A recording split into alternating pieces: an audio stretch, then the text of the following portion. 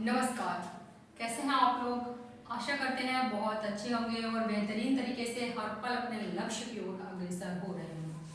चलिए शुरू करते हैं आज की क्लास। जैसा कि आज की क्लास में जो हमारा टॉपिक है, प्रीवियस वीडियो था उसमें हम आरबीआई के बारे में जानकारी ले रहे थे, अर्थात रिजर्व बैंक ऑफ इंडिया की बात कर रहे थे, अपने सेंट्रल बैंक की बात कर रहे थे।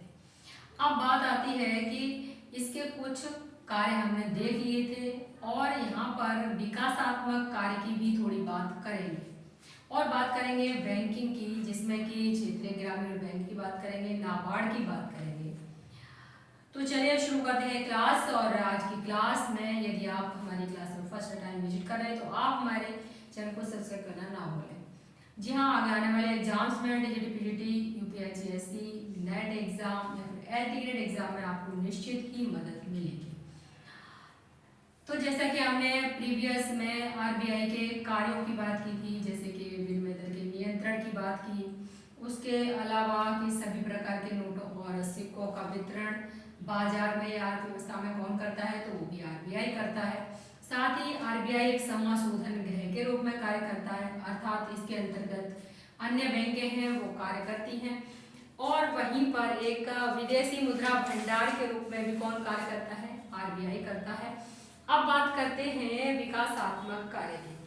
तो विकासात्मक कार्य में यहाँ पर दो बातें सामने आती हैं, एक तो है वित्तीय समावेशन और दूसरा है कि गांव में भी बैंकों की शाखाओं को खोलना। कहने का तात्पर्य है कि ग्रामीण क्षेत्र में जो बैंकों की शाखाओं की बात यह आरबीआई करता है, तो वो करता है इसलिए कि कृषि क्षेत्र को पर्याप्त ऋण प्राप्त हो सके। और जब क्षेत्र में जाकर वहाँ पर जो ग्रामीण क्षेत्र है उसको ऋण प्राप्त होगा, तो उससे हमारी जो कृषि व्यवस्था है वह विकसित होगी, और कृषि व्यवस्था विकसित होगी तो स्वाभाविक है कि हमारी अर्थव्यवस्था का भी विकास निश्चित है। तो इसलिए यहाँ पर गांव में भी बैंकों की शाखाओं को खोलने के लिए आरबीआई प्रेरित करता है। वित्तीय समावेशन की बात करें तो बैंकिंग वित्त व्यवस्था का लाभ सभी वर्गों और क्षेत्रों को मिले, इसकी बात आरबीआई करता है। तो सबसे पहला है इसमें वित्तीय समावेशन। क्या है? वित्तीय समावेशन।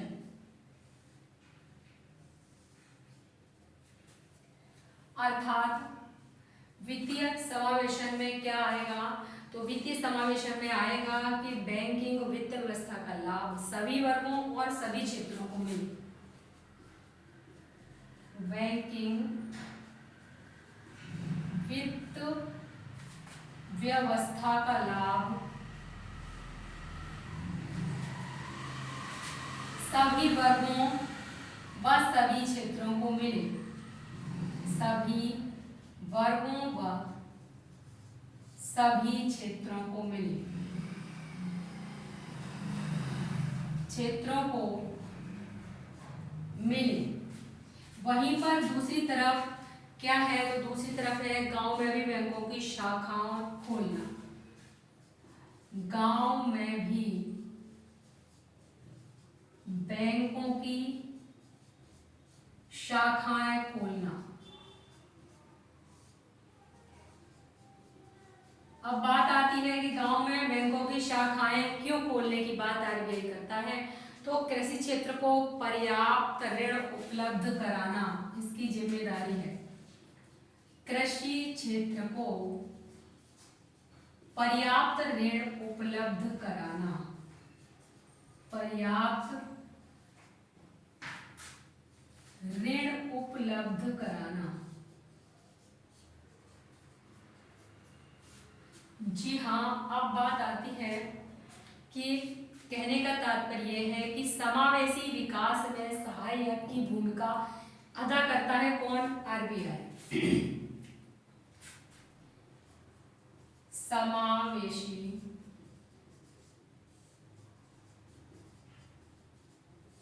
कहने चाहिए कि सभी का विकास चाहता है।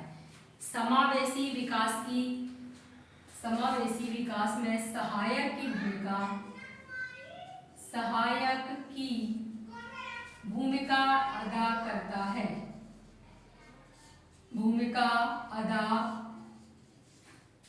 करता है, यानी कि सभी का विकास हो, सभी क्षेत्रों का विकास हो, चाहे वो क्षेत्र पिछड़ा क्षेत्र है, ग्रामीण क्षेत्र है, अगर वहां पर भी बैंकों की शाखाएं खोली जाएंगी और वहां पर रहने वाले जो भी क्षेत्रीय लोग हैं उनको अगर आप सस्ते ऋण की बात करेंगे, उनसे उन्हें समझाएंगे तो वो ऋण लेंगे बैंक से, और जब बैंक से ऋण लेंगे तो वो कृषि क्षेत्र में उसका उपयोग करेंगे, और उपयोग करेंगे तो फसलें अच्छी होंगी, उत्पादन अच्छा होगा, और क्या होगा, उत्पादन अच्छा होने से कृषि क्षेत्र में विकास होगा और उससे अर्थव्यवस्था में भी विकास होगा। तो बात आती है यहाँ पर कि मौद्रिक नीति आर्थिक नीति का अंग होती है। मौद्रिक नीति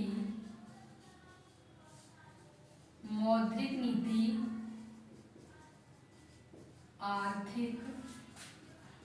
नीति का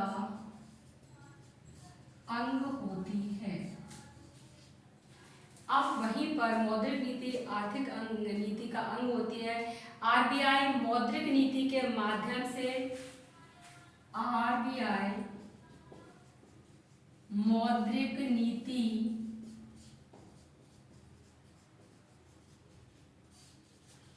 के माध्यम से क्या करना चाहता है, तो आरबीआई मौद्रिक नीति के माध्यम से देश के विकास में अहम भूमिका अदा करता है। देश के विकास में अहम भूमिका अदा करता है।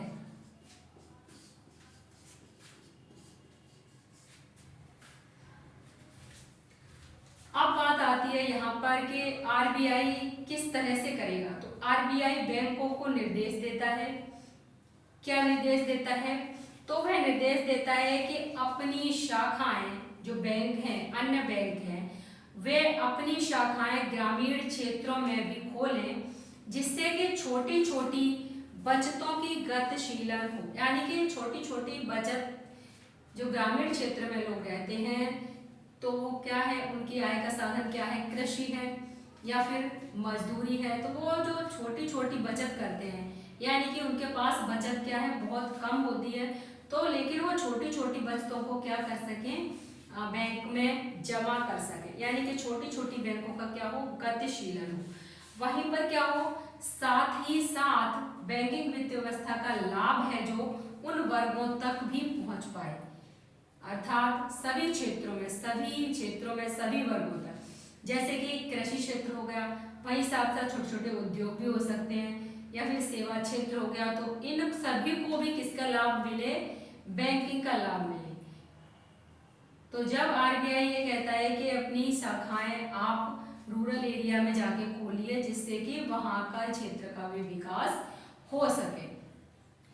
अब बात आती है कि जो गांव के साथ साथ कृषि पर आश्रित लगभग कितने परसेंट लोग हैं, लगभग 50% और उससे भी ज़्यादा ही हैं, जनसंख्या को फायदा हो सकेगा अगर ऐसा हुआ तो आजकल आपने देखा ही होगा कि ग्रामीण क्षेत्र में, सभी ग्रामीण क्षेत्रों में भी बैंकिंग व्यवस्था हो रही है और हो भी गई है, और जो अभी भी रह गए हैं उनमें भी हो रही है।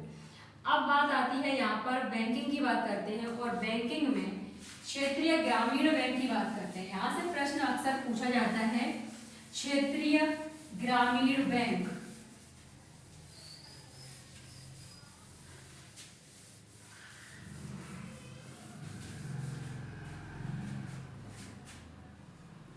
क्षेत्रीय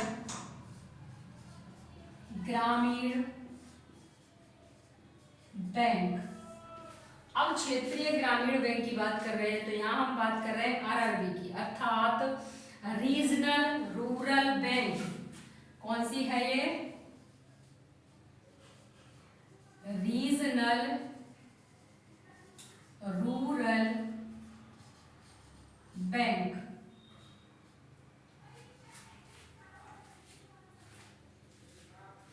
अब बात आती है कि ये जो बैंक है इसकी स्थापना कब हुई थी, ये अक्सर पूछा जाता है, आरआरबी की स्थापना बताइए कब हुई थी। तो आरआरबी की जो स्थापना है वो हुई थी 2 अक्टूबर 1975 को। कब हुई थी, 2 अक्टूबर स्थापना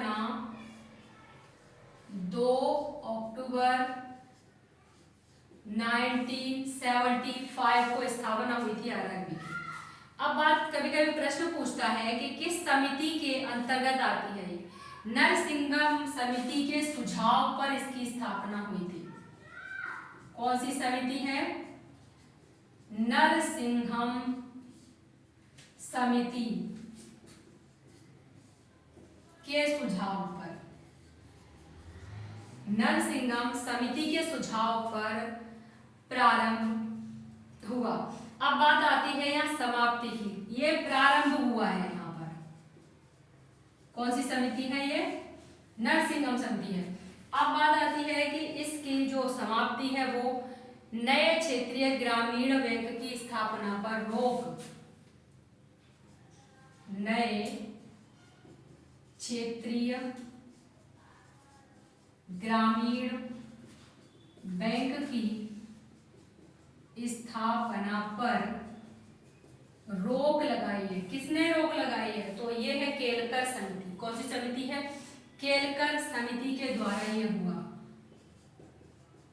केलकर समिति। अब बात आती है यहाँ पर कि 1975 में कितने आरआरबी की स्थापना हुई थी? तो यहाँ पर 5 आरआरबी की स्थापना हुई थी। 1975 में 5 आरआरबी की स्थापना हुई। अब ये 5 आरआरबी कौन कौन से हैं? तो पहला है आपका यूपी में है 2। यूपी में मुरादाबाद और गोरखपुर। यूपी के अंतर्गत कौन से हैं? मुरादाबाद है और है गोरखपुर। अब बात आती है कि मुरादाबाद और गोरखपुर है और इसके अलावा कहाँ है? तो हरियाणा में है भिवानी। यहाँ पर हरियाणा में कौन से हैं? तो ये है भिवानी। अब यहाँ पर राजस्थान की बात करें, राजस्थान में जयपुर है। राजस्थान में कौन सा था? ये था जयपुर में। और एक है आपका, वो है पश्चिम बंगाल में मालदा। कौन सा है? पश्चिमी बंगाल में कौन सा है? मालदा। तो आपके ये हो गए 5, 1 2 3 4 और ये 5 आरआरबी की स्थापना। अब बात आती है कि किस उद्देश्य से हुई थी? तो ग्रामीण क्षेत्रों के, स्वाभाविक है कि ग्रामीण क्षेत्रों के विकास के उद्देश्य से ही इसकी स्थापना हुई है।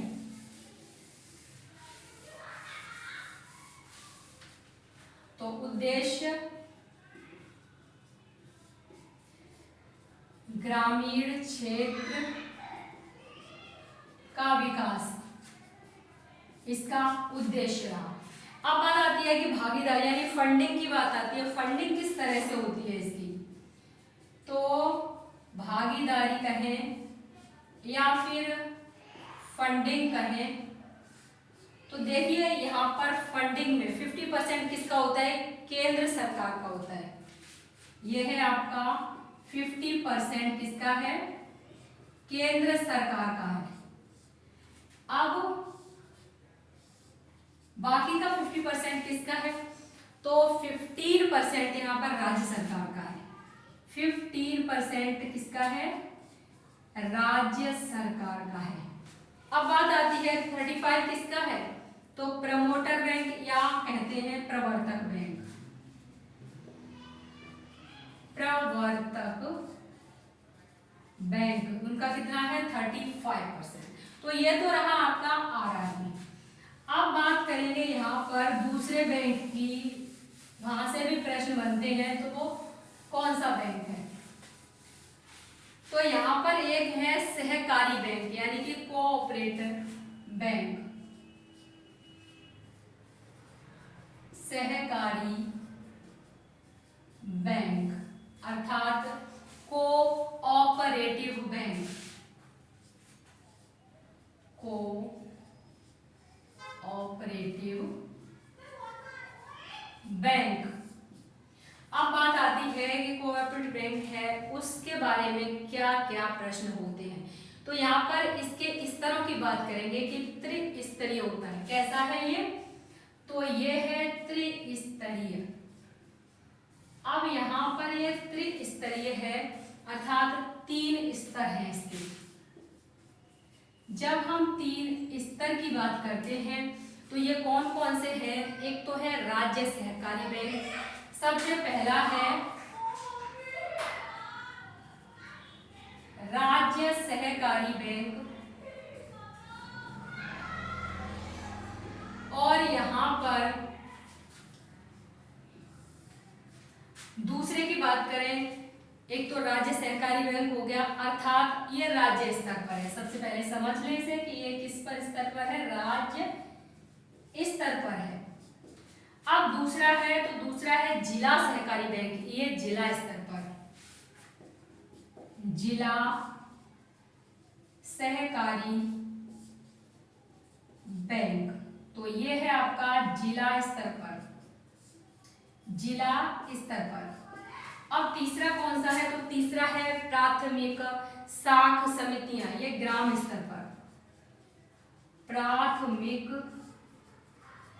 शाख समितियां, और ये है आपकी ग्राम स्तर पर। तो ये 3 प्रकार के हैं। और फंडिंग की बात करें तो अगर हम फंडिंग की बात करते हैं तो यहाँ पर देखिए फंडिंग, देखिए फंडिंग का किस प्रकार से है। सबसे पहले आरबीआई, अब आरबीआई किसको? नाबार्ड को, आरबीआई नाबार्ड को, नाबार्ड के बाद राज्य सहकारी बैंक के पास, राज्य सहकारी बैंक, और यहाँ पर राज्य सहकारी बैंक से कहा जाएगा जिला सहकारी बैंक, जिला सहकारी बैंक, और वहीं पर जिला सहकारी बैंक से आपका प्राथमिक शाख समिति है। कहाँ पर? प्राथमिक शाख समितियों। तो ये तो हो गया आपका सहकारी बैंक। अब बात करेंगे यहाँ पर नाबार्ड की, नाबार्ड की बात करेंगे, और नाबार्ड की स्थापना कब हुई, नाबार्ड से क्या क्या लाभ है, किस प्रकार से ऋण प्रदान किया जाता है, तो उसकी बात करेंगे। ये रहा नाबार्ड, राष्ट्रीय कृषि एवं ग्रामीण विकास बैंक, राष्ट्रीय कृषि एवं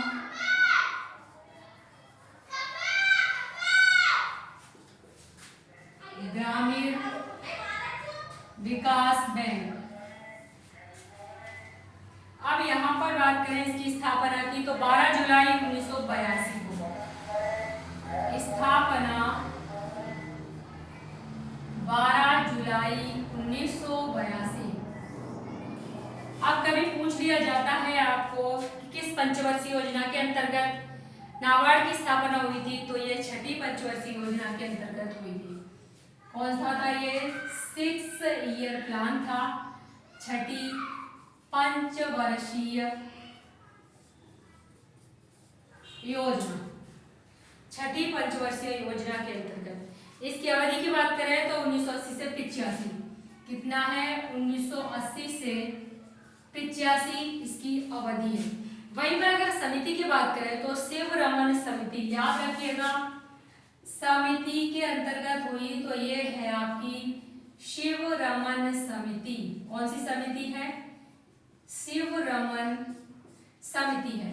अब शिव रमन समिति के आधार पर तो इसका विकास हुआ है। उसके अलावा कृषि एवं ग्रामीण विकास बैंक की ये सर्वोच्च संस्था है, कृषि एवं ग्रामीण विकास बैंक की, ग्रामीण विकास बैंक की सर्वोच्च संस्था है। ग्रामीण एवं विकास बैंक की सर्वोच्च संस्था के रूप में कार्य करता है कौन? नाबार्ड के रूप में कार्य करता है। अब बात आती है यहाँ पर उद्देश्य क्या है इसका, तो कृषि एवं ग्रामीण क्षेत्रों का विकास करना। उद्देश्य क्या है, कृषि एवं ग्रामीण क्षेत्रों का विकास करना, विकास करना। तो ये बात तो हो गई आपकी नाबार्ड की। तो यहाँ पर जो बैंकों की बात थी वो कंप्लीट हो गई, जहां जहां से प्रश्न बनते थे वहां से हमने बात करी। तो मिलते हैं नेक्स्ट क्लास में, और तब तक के लिए नमस्कार, धन्यवाद, जय हिंद।